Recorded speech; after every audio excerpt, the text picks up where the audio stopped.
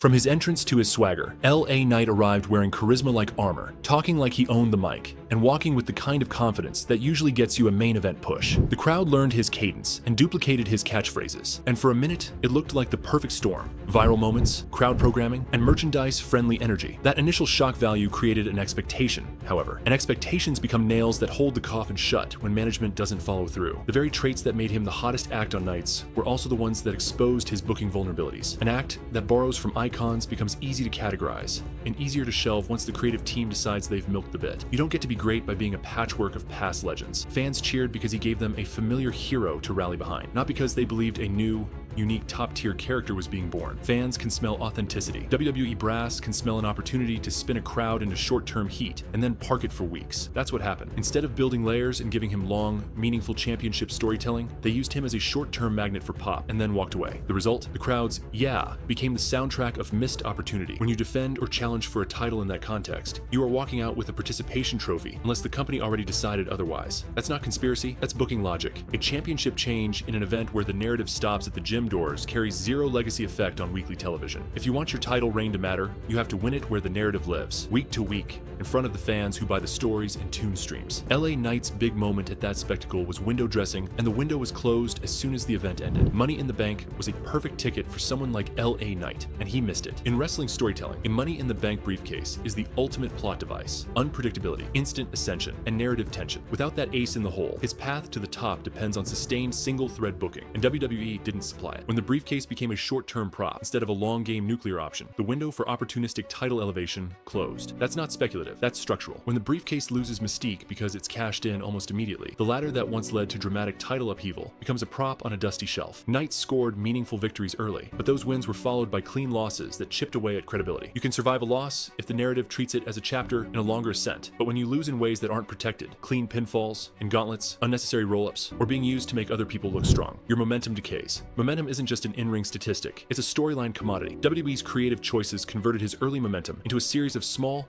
avoidable setbacks that collectively killed the heat. Who gets pushed and who gets parked comes down to backstage priorities and perceived upside. Names with long tenure or proven merchandising sales often get favored, and that's a business reality. When you have top guys like Cody, Rollins, and Punk on the roster, the company will often choose to revolve around familiar revenue centers instead of betting the farm on someone who's perceived as a short-term attraction. That's corporate conservatism dressed up in creative language. The suits aren't interested in reinventing the wheel when the same spokes keep spinning cash. If management's model is risk-averse, then LA Knight's profile, charismatic but not evidently a decade-long investment, is an easy casualty. Now let's get real about character. Recycling elements of Stone Cold and The Rock is not a crime, it's a shortcut. The problem comes when your act doesn't evolve beyond homage. WWE audiences reward reinvention, not replication. If your character's entire engine is microcopy of earlier stars, it becomes a template that is easy for the creative machine to move in and move out when the moment passes. LA Knight's mic work succeeded because it echoed the tones fans love. It failed because it never fully became uniquely his. To be the main event, you must own your brand in a way that cannot be easily swapped out. Speculation time. A heel turn could fix everything. Turning LA Knight heel would change the crowd equation and finally allow him to be booked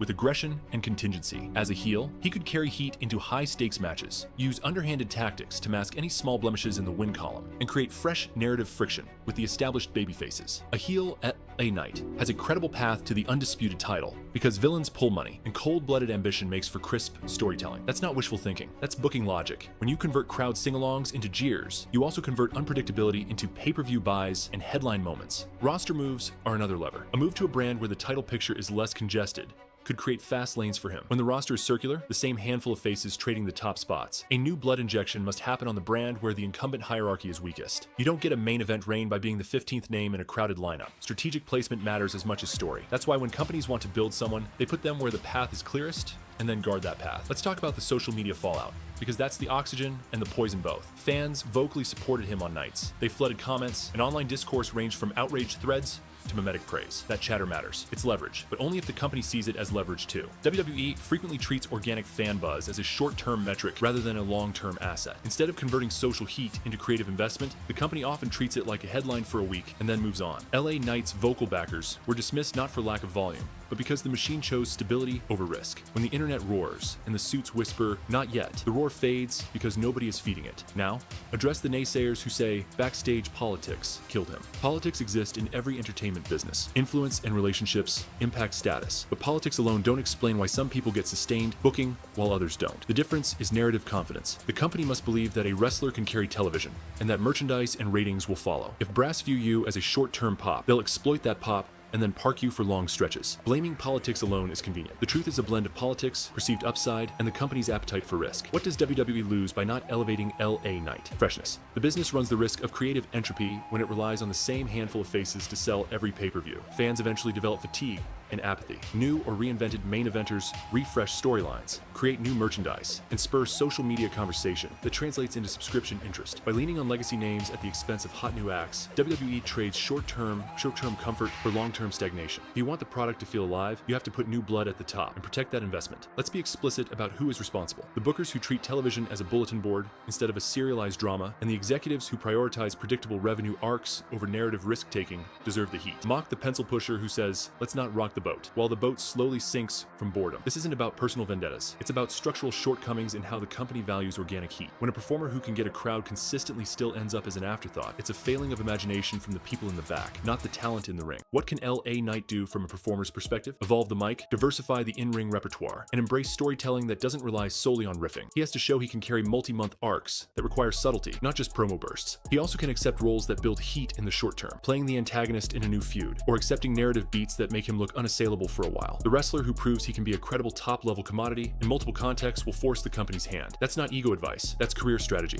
Fan engagement will be the deciding metric if the company ever decides to match words with action. If the Raw returns and sustains on streaming metrics and live ticket sales, then WWE's accountants will eventually take notice. Organic metrics beat billboard metrics when they're consistent. That's why we keep pushing, calling out the bookers, and making noise on social platforms. Virus-level fandom is what turns a trending topic into a guaranteed title run. We've seen it happen before. We can make it happen again if the volume never dips. Now I know what you're thinking, but what about those who call him past his prime, or label him a cosplay act? To those marks I say, the audience decides. If a performer gets programmed consistently and the fan base follows, critics become footnotes. LA Knight's act is malleable. It becomes stronger when it's given room to adapt. The question is whether WWE will hand him the space to evolve or keep him in one lane until the crowd tires. Let's lay out one hypothetical and then close strong. What if WWE turned LA Knight heel, gave him a long-form feud with a top babyface, protected him in losses, and used Money in the Bank as a legitimate narrative threat rather than a prop? He goes from fan favorite to cunning antagonist, cashes in at a critically built moment, and suddenly the story that was almost becomes the story that is. That's not fantasy. That's how you create heat that pays. It requires confidence from creative and courage from the suits. Whether that happens is a question of will, not of talent. This is not a plea. This is a call to action. The product needs fresh blood at the top, and LA Knight is one of the brightest embers left unlit. The company chooses stability over risk at its own peril. Keep creating heat, keep posting the chants, and keep the conversation loud. We're not begging for a push. We're demanding justice for momentum that was squandered. That's the story. That's my take. And if you think I'm off, prove me wrong in the comments. But don't come with the weak takes. This channel wants analysis, not excuses. WWE doesn't trust LA Knight to carry the company's future, so they pigeonhole him into this permanent mid-card slot. The guy has charisma dripping from every promo, his catchphrases land every single time, and the audience eats it up like it's prime attitude era material. But because he doesn't fit into Triple H's long-term puzzle, where Cody, Seth, Punk, and Breakker are the main focus, he's left standing on the outside,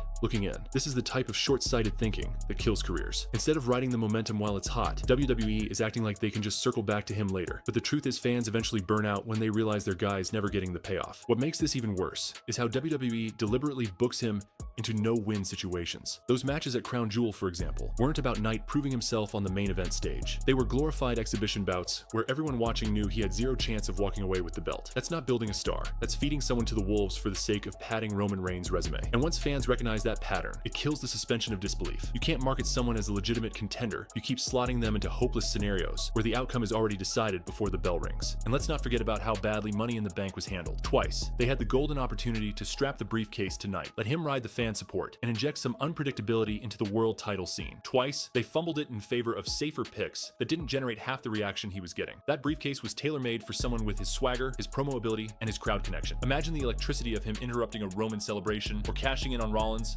with the fans chanting along. Instead, they took that magic away, and the result was Knight losing steam. Every time he comes close to the top, they cut his legs out from under him, and eventually people stop believing the climb means anything. The US title run is another perfect example of WWE's laziness. They handed him the belt, not because they wanted him to elevate it, but because they needed a placeholder. The reign was transitional, uninspired, and immediately overshadowed by bigger storylines happening elsewhere.